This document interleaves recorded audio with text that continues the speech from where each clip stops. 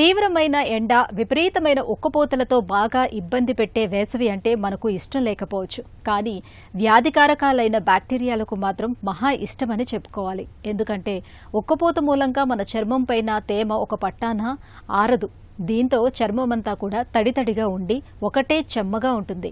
ఇలాంటి వాతావరణంలో చర్మం పైన ఉండే బ్యాక్టీరియా తేలికగా లోపలికి చేరిపోతూ ఉంటుంది.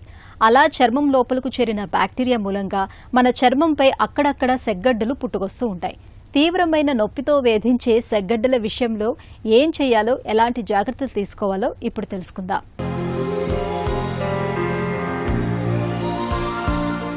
వేసవి సీజన్లో మనలో చాలా మందికి సెగ్గడ్డల బాధలు ఎక్కువగా ఉంటాయి. వేడి, ఉక్కపోతల మూలంగా ఈ సీజన్లో మన చర్మం నిరంతరం చెమ్మగా ఉంటుంది. దీంతో బ్యాక్టీరియా, వైరస్ల వంటి వ్యాధికారకాలు చాలా తేలికగా చర్మం కిందకు చేరిపోయి సెగ్గడ్డలను తెచ్చిపెడుతుంటాయి. చర్మం కింద ఇన్ఫెక్షన్ కారణంగా చీముతిత్తి ఏర్పడితే దాన్ని సెగ్గడ్డ లేదా చీముగడ్డ అంటారు. సెగ్గడ్డ చాలా నొప్పిగా ఉంటుంది. ఇది ఉన్న ప్రదేశం చుట్టూ ఉన్న శరీరం ఎర్రగా, వేడిగా ఉంటుంది.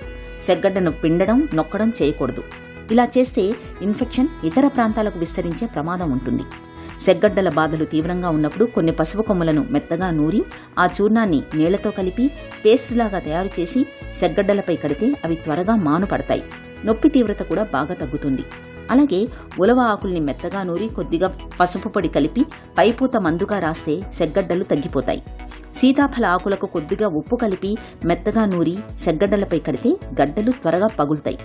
సెగ్గడ్డల తీవ్రత బాగా ఎక్కువగా ఉన్నప్పుడు ఒక మగ్గులో గోరువెచ్చటి నీళ్లు తీసుకుని అందులో బెటాడిన్ లోషన్ని వేయండి. ఆపై ఒక మృదువైన పొడిబట్టను తీసుకుని ఆ ద్రావణంలో తడిపి సెగ్గడ్డలపై కడితే నొప్పి తగ్గడంతో పాటు సెగ్గడ్డలు కూడా త్వరగా మానుపడతాయి.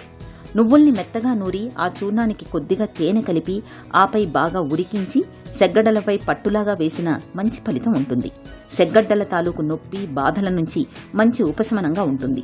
సెగ్గడ్డలతో బాధపడుతున్నప్పుడు రోజువారీ ఆహారంలో మాంసకృత్తుల శాతం ఎక్కువగా ఉండేలా చూసుకోవాలి. ఉడికించిన గుడ్డులోని తెల్ల సొనను తీసుకోవడం మేలు. జింక్ టాబ్లెట్లు, మల్టీవిటమిన్ టాబ్లెట్లను తీసుకోవడం మంచిదే.